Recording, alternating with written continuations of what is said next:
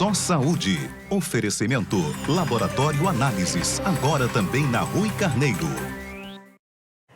E a gente continua falando sobre saúde. Você sabia que o cérebro e o intestino têm uma conexão? É que depois do cérebro, o sistema digestivo é o que tem mais função, tem uma função equivalente, desde o esôfago até o intestino. E aqui no estúdio a gente recebe a nutricionista Juliane Félix. Juliane, bom dia, seja bem-vinda ao Mulher Demais. Essa conexão muitas vezes as pessoas não entendem, mas parece que explica quando a gente começa a lembrar, quando você está nervoso. O que é que dá? Às vezes dá aquela vontade de ir no banheiro, né? Quando você tá com medo, também mexe aqui, você fica com isso, a gente tá com o intestino frouxo, né, Juliane? Essa ligação é direta. Primeiramente, bom dia, Bom dia. Fernanda. Essa ligação é direta, há uma conexão curta entre cérebro e intestino. E é o que a gente fala, quando o cérebro ele envia uma mensagem para o intestino já manda 9 de volta para o cérebro. Então, hoje, muitas doenças, a porta de entrada é o intestino. Um estudo sobre a saúde intestinal da mulher brasileira, Juliane, mostrou que 2 a cada 3 mulheres brasileiras, elas declaram sofrer de algum tipo de desconforto intestinal. Por exemplo, a dispepsia, que é uma forma de uma sensação de dor, desconforto, né? Aquela azia na parte superior do abdômen, atinge 40% das mulheres. Isso é importante. E o que mais? Tem a síndrome do intestino irritável também, né? 18%. Constipação em torno disso também. Ou seja, as pessoas e as emoções estão meio desequilibradas, né? Tudo começa com os hábitos alimentares. Então, geralmente as mulheres são mais sentimentais. Ela tem a TPM, ela desconta geralmente os anseios, a raiva na comida. Geralmente a mulher é louca por carboidrato simples, por doce. E isso mexe um pouquinho com a microbiota, isso inflama a microbiota. E aí, consequentemente, quem sofre o parto, na verdade, o cérebro. No caso do síndrome do intestino irritável, não é uma doença, é um conjunto de sinais e sintomas de uma vida com erros alimentares errados e quem vai ser a cereja do bolo, quem vai fazer o estopim é o estresse.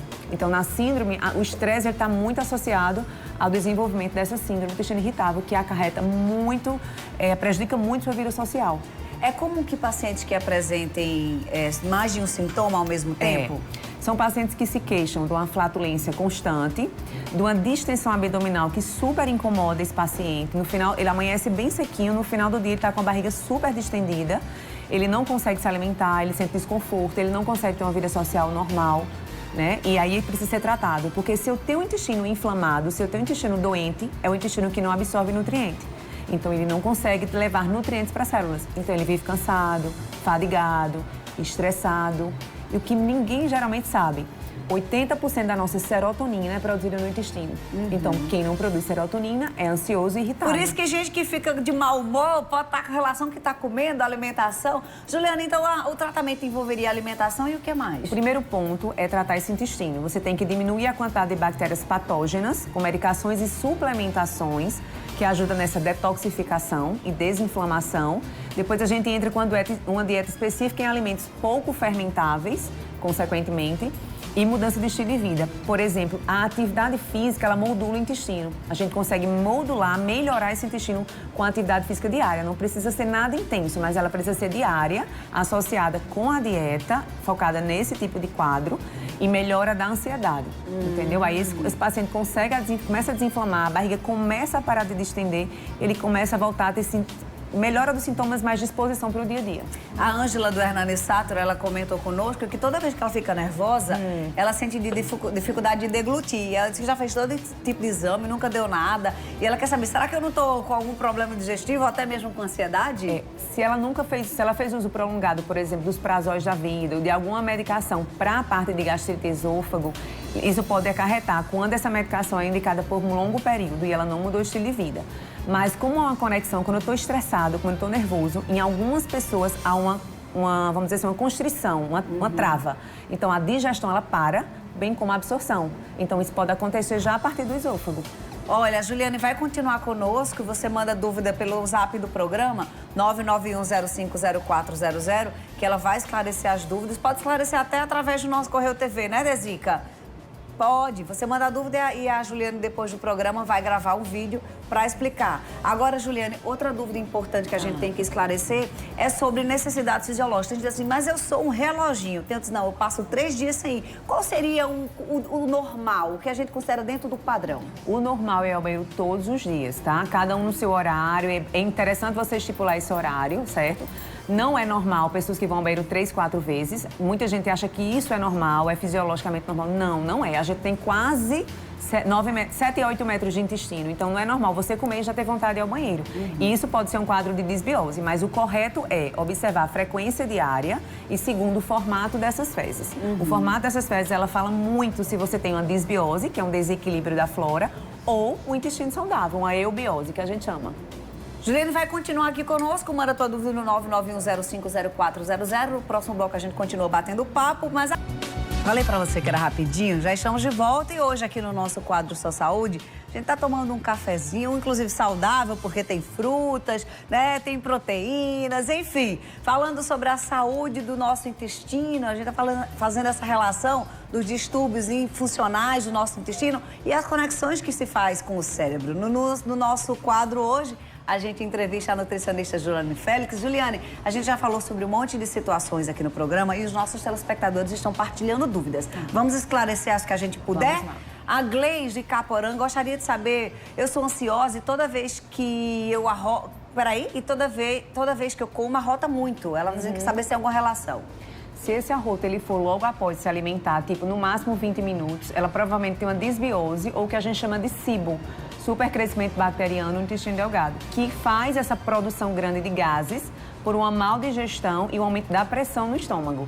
Aí é mudança de hábitos, procurar um nutricionista, um gastro para mudar os hábitos e poder corrigir isso aí.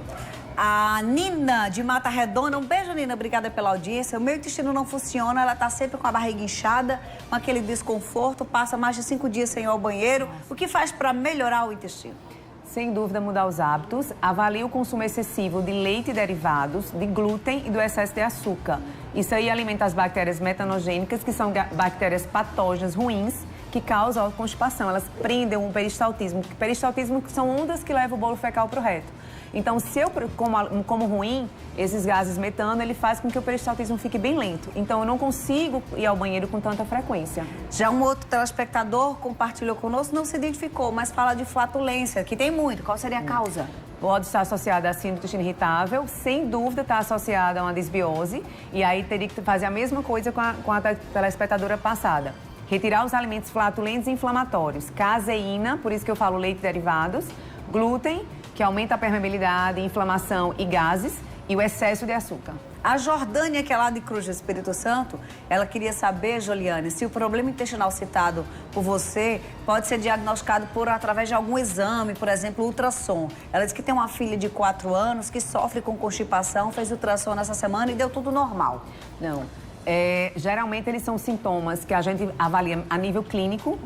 O paciente relata como ele se sente, a gente faz uma dieta de exclusão e a melhora. Existe um exame chamado de dosagem do nível de hidrogênio que esses tipos de bactérias produzem, mas não é todo plano que paga, não é um plano não é um exame tão acessível. Então, hoje em dia, a gente trata mais com a dieta de exclusão, medicação para desinflamar e diminuir essas bactérias metanogênicas e mudando o estilo de vida dela. Aí tem uma melhora bem significativa. Ou seja, mais clínico que laboratorial, o exame de... Exato. Muito bom. A Niede disse que mora em Mangabeira, ela disse o seguinte, a maioria dos alimentos tem dado nela azia. E na maioria das vezes, dor de barriga imediata. O que poderia estar causando isso? Tem que avaliar a mesma coisa. Algumas medicações que acabam a microbiota, vamos ressaltar mais uma vez os famosos prazóis ou as famosas metforminas, que mexem um pouquinho com a parte intestinal. A flatulência está extremamente associada à disbiose e à SIBO, tá? Como eu já mencionei anteriormente, supercrescimento bacteriano no intestino delgado.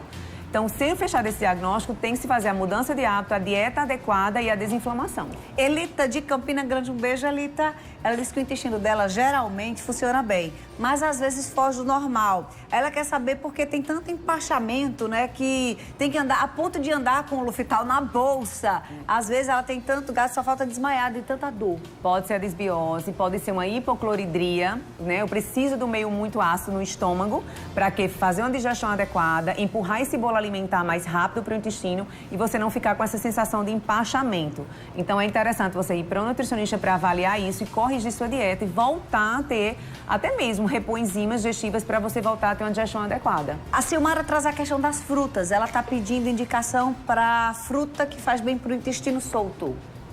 Se ela quiser soltar, vamos fazer as duas situações. Frutas laxativas. Na verdade, ela tem o intestino solto, ela quer... priorize as mais constipantes, que a gente fala. Goiaba é uma das melhores, aquela goiaba que está meio verde, meio madura, não muito madura. Então, goiaba imatura, o caju é um super alimento, a tapioca é uma rolha para o intestino, tá? Muita gente nem imagina, né? É uma rolha para o intestino. Para quem não está tão acima do peso, não tem diabetes, mas tem um intestino que é fácil de soltar, você pode fazer um uso de tapioca, que é literalmente uma rolha para o intestino. Vou falar muito banana. Não? A banana imatura, ela é um pouquinho mais constipante. Também. Tá aí, tá? Algumas dicas para você. Já o telespectador gostaria de saber se existe algum tratamento para prisão de ventre. Já passei mais de 8 médicos, acho que é isso. E nada, e às vezes chora de dor. Pronto, mais uma vez eu vou ressaltar. Isso é uma coisa super comum para homens e para mulheres, principalmente mulheres. Você tem que saber a causa. Com certeza está associado à alimentação e ao estresse, como eu ressalto. Um estresse, ele trava digestão e absorção, consequentemente peristaltismo. Então, faça um teste. Priorize comida de verdade, retire da sua alimentação leite e derivados, glúten, excesso de açúcar e aumente a ingestão de água. Observe se há melhora. Se puder também fazer uma caminhada diária para estimular esse peristaltismo, você vai sentir muito melhor. Fibra ajuda ou atrapalha? Muito, fibra ajuda. Agora, se ele tiver uma inflamação muito grande, se ele tiver um cibo muito grande, o excesso vai atrapalhar. Eu prefiro mais caprichar em frutas, em alimentação natural, fazer ele caminhar e aumentar a ingestão de água. A gente tem um resultado muito positivo. A gente tem recebido muitos relatos de prisão de ventre mesmo. Telespectadora que passou até uma semana, né, sem evacuar. E a gente já acabou de falar aqui sobre a importância de manter esse equilíbrio, Exato. né? Porque se a gente entende que fezes é tudo aquilo que o organismo não precisa absorver, também não é bom ficar com essas toxinas guardadas, né, Juliane? Essas toxinas, inclusive, faz muito mal, certo? Tem alguns idosos que não, às vezes idoso acamado, que não consegue deambular mais, por algum motivo, passou de 3 dias, essas toxinas, elas são capazes de atravessar a barreira hematocefálica e causar delírios. Então, toxinas têm que ser eliminadas todos os dias. Aumentem a ingestão de água, façam caminhadas e mude para uma alimentação de comida de verdade. Comida de verdade não tem glúten, não tem caseína e não tem excesso de açúcar. Muita gente fica viciado mesmo nos remédios para evacuar. Né? Aí tem um que é um numeralzinho, que eu não posso nem dizer. Tem outro que... Enfim, tem uns bem famosos. E como não precisa de receita médica, é facinho, você vai lá comprar na farmácia. Isso pode trazer um prejuízo muito grande e chegar a ponto de uma telespectadora estar compartilhando aqui com a gente que a mãe dela tem problema no intestino e só funciona através dos remédios. Pode ter rolado aí um vício numa medicação. Exatamente. Né? Já causou um vício do peristaltismo e o pior, o excesso desses tipos de medicações, eles irritam a mucosa intestinal. Então, você também vai acarretar outros problemas no sentido de absorção de nutrientes. Josinaldo diz que tem um filho de 3 anos, criancinha, né? E que tem problema intestinal. Quando ele vai evacuar, as fezes saem totalmente secas, ressecadas. Pode estar faltando água. A água, sem sombra de água, e uma alimentação também pode ser... Analise se é um pouco industrializada essa alimentação. Foque um pouquinho mais nas frutas laxativas. Super aconselho o mamão. O mamão, além de ser laxativo, ele melhora a digestibilidade e ele forma uma película protetora na parte do intestino. Então, foca um pouquinho mais nas frutas laxativas e aumenta a ingestão de água.